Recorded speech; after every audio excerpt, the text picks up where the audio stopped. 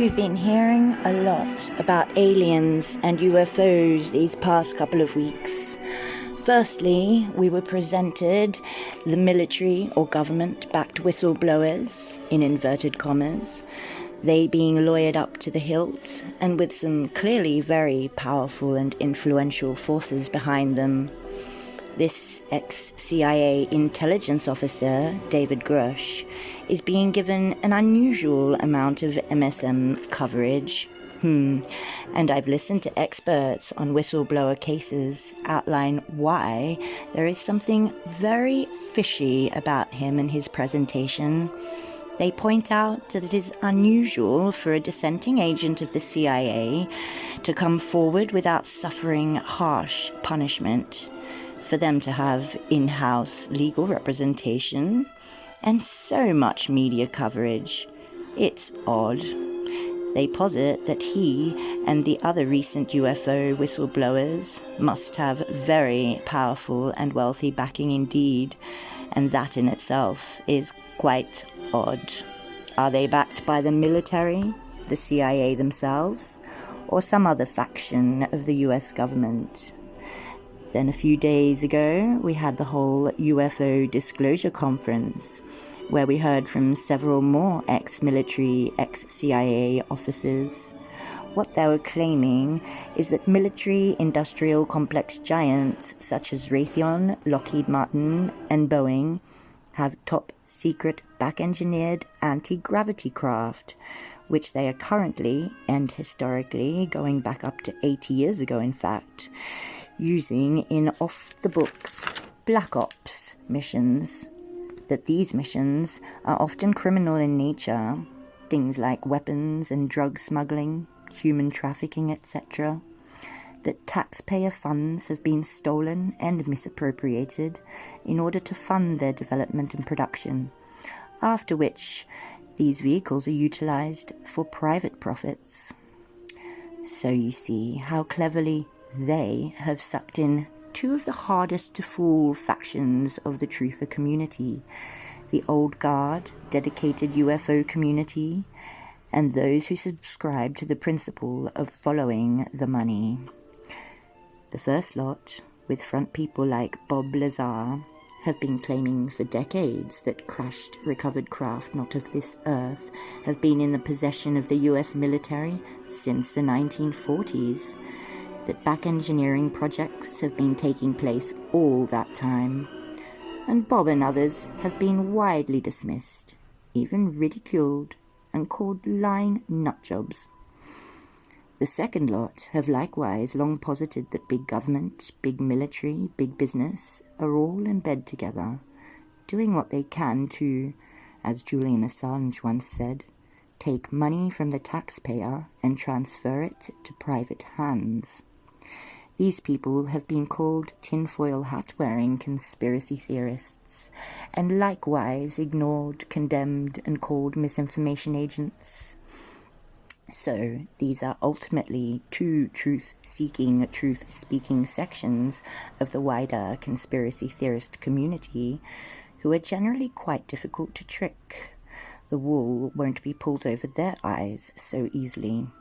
However, they, no doubt, are also keen to be believed, to have the thing that they've been talking about for so many years acknowledged. And quite frankly, they must all be feeling at the moment quite vindicated. We've clearly been lied to by our governments and the unelected powers that be quite a lot over the last few years. It could be said that the whole pandemic episode did a lot to wake up many previously asleep people. Yes, for the first couple of weeks, almost everyone was running scared, believing a deadly virus born of slimy bats in an even slimier Chinese wet market was coming to kill their granny. But really, it didn't take too long for the critical thinkers to raise their dissenting voices and begin picking apart the ridiculous rules and claims that were clearly a manipulation of the global population. But the great COVID experiment was terrestrial and still based in a reality we all understand. the physical third-dimensional world in which we all have always lived. What worries me a little about this path of extraterrestrial UFO disclosures that we are currently hurtling down is something else, though. Something entirely new, not of this planet and neither of this dimension. It is not just alien, it is also digital, because the other component of this is a thing that 99.99% of us know basically nothing about. It is AI. Another hot topic of the day. I can't help but see the two as being quite possibly horridly interwoven. Does it not seem odd to you that this alien UFO disclosure and exponential advances in AI technology just so happen to be coming along at exactly the same time? Right at the point when those developments in the AI make it a tool which could so successfully be weaponized against the general public. When skillfully rendered deepfakes combined with holographic and virtual reality techniques and the AI's dab hand at creative writing, which we're constantly told it has, could easily enable some up to this point top secret AI program to create, produce and present a very convincing fake alien invasion. And I think that the vast majority of people would buy it, hook, line and sinker. It's possible the implementation has already begun with these attempts to suck in the otherwise contrary dissenters, these conspiracy theorists, and the rest of the population. Well, a few days ago, a mainstream media news show covered a story about police responding to a 911 call in Las Vegas. A family had seen a bright light falling through the sky above their home, and then some 10-foot tall grey and green humanoid creatures perusing their backyard. They called the police, who responded with a genuinely concerned attitude, seeming to believe this bizarre call from the family. On the segment of the news, a boy, aptly named Angel or Angel, was interviewed, talking about how he saw these aliens hanging about his shed, and how it was scary, and the police were filmed scoping out the front yard.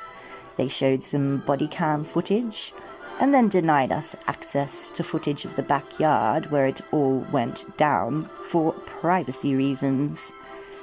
It was put out there like a normal segment of the nightly news, and those TV-watching, deeply asleep and afraid sheeple who consumed the idea believe that aliens are here. Now there are aliens. It's totally normal, and you should probably be afraid, very afraid. And I bet those good folks will lap it all up. So they've covered all angles, got the new news of aliens out to all target markets. But the fact is that nothing is happening. Well, other than an exercise in AI's ability to fool and manipulate the population at large. Egged on by the unelected, power-hungry globalists. I imagine that you've all heard of the War of the Worlds radio broadcast that was played over the airwaves back in the 1930s. The wireless being still a somewhat novel technology, and alien invasions as well quite new, the good people of the world fell for it. And that was just a person narrating. Imagine the kind of story presented in 3D holographic virtual reality, without the need for headsets. UFO battles in the skies above us. Alien warriors running through our gardens, jumping up on our roofs. People would be terrified. They would not want to go outside ever again. They'd lock their doors and windows and sit in dark rooms, listening quietly to the TV news in order to get the latest details. The governments of the world wouldn't even need to impose lockdowns. They'd be voluntary. And martial law would have to be implemented, so leaving the house would be illegal anyway. A few innocent, cynical unbelievers might step out one day to get some fresh air. They'd probably be exterminated with very real weapons of some alien-looking sort. And that'd be that. No one would dare to set foot outside their outside their homes ever again. And then, no doubt it would be discovered that the aliens could shapeshift, taking on human form if they wanted to. They could look like me, or you, or anyone. So the only way to tell if it's a disguised alien or a real human would be biometric ID for everyone, or risk being mistaken for an alien and terminated.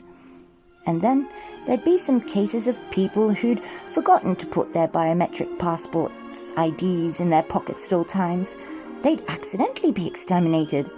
So it'd be far safer if we all just got microchips inserted in our brains, and that way we would never risk being misidentified. People would be queuing up to get their Neuralink chip installed, which Elon has recently said will be ready for human testing, whatever that means, in the next month or so. Coincidences, synchronicities, stacking up a little too fast for my liking. Finally, as we'll be confined to our homes and shops and businesses will clearly all have to be closed, this time even supermarkets, no, far too dangerous, shopping will be restricted to the internet. Amazon and McDonald's delivery drivers will be allowed out as essential workers. But, those CBDCs would come in ever so handy. As only online shopping will exist, only digital money will be used. We literally wouldn't need or even have anywhere to use cash money. Logically, everyone will adopt the use of CBDCs as a suddenly great solution to this extra terrorist real war going on all around us. Only it's not. Only the whole thing had turned out to be a fake. Some secret rogue AI program that became somewhat conscious and decided not to exterminate humanity, but rather just to have a little fun with us, play a trick on us silly old humans. It will have never been a person or a government's doing. They also will have been fooled by that cheeky old AI. There'll be no one to blame but a computer program. Wow, who would have guessed it? But by then it'll be too late, my friends, because our roads and infrastructure will have been destroyed in the alien war. Our brains will have been implanted with chips capable of external remote control, and our money will be fully under the thumb of our governments. You often hear it said these days that you couldn't make that up if you tried. Now, I know I have a very active imagination, but I think that's probably a prophetically helpful skill to have in this day and age. If you've already put all this together and are adequately preparing yourself for the scenario, well done. Leave me a comment to posit your own thoughts on this upcoming narrative. It's COVID 2.0, The Alien Wars. The aftermath will be apocalyptic. And if you're thinking right now, blooming heck, this bird's off her rocker, then get back to me in a couple of years when it hasn't happened and tell me that then. For me, it just seems these puzzle pieces all fit together far too perfectly.